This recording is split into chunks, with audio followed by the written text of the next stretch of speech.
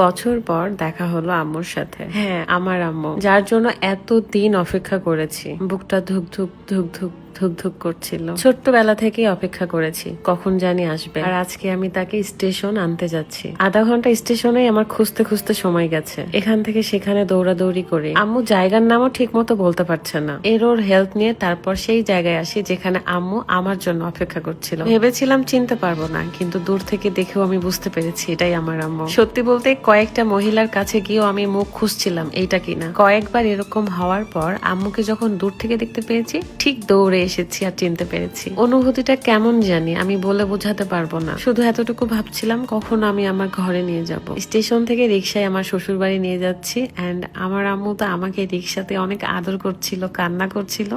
আমারও কান্না পেয়ে গেছে। জানি না কিসের কান্না, সুখের নাকি দুঃখের। ভেবেছিলাম আর কখনোই দেখা হবে না, হয়তো মৃত্যুর পর আম্মুকে দেখতে পাবো, কিন্তু আল্লাহ আমার কপালে এত সুখ রেখেছে, আমার হারানো মাকেও আমার কাছে এনে দিল। জানি না কেন আল্লাহ আমাকে এতদিন অপেক্ষা করালো। নিজের মায়ের স্পর্শ একদমই অন্যরকম। এই অনুভূতি ফার্স্ট টাইম পেলাম, অনেক শান্তির, অনেক সুখের। আমার চুলে পর্যন্ত আম্মু চুমু খাচ্ছিল, মানে আমাকে যেন ছোট বাচ্চা মনে করেছে। বলছিল সেই ছোট্টবেলায় তোমাকে রেখে গিয়েছিলাম, এখন তুমি কত বড় হয়ে গেছো। আমার কেমন জানি লাগছিল, আমার আনিজি নাকি ইজি আমি জানি না, শুধু শান্তি পাচ্ছিলাম এতটুকু বুঝতে পারছি। আমি সবসময় বলে এসেছিলাম আমার আম্মু নেই, আমি কখনো বলি নাই আমার আম্মু মারা গেছে। ছোটবেলাতেই আমাদের ছেড়ে চলে গিয়েছিল, এটাই বলেছি। কিভাবে আম্মুকে পেলাম, কোথায় পেলাম, সেগুলো একদিন আপনাদের সামনে শেয়ার করব। আপাতত এই মানুষটাকে আমি আমার কাছে রাখি, ভালোবাসি। সেই ছোট্টবেলা থেকে তৃষ্ণার্ত হয়ে আছি একটুখানি ভালোবাসা, একটুখানি আদর যত্ন নেওয়ার জন্য।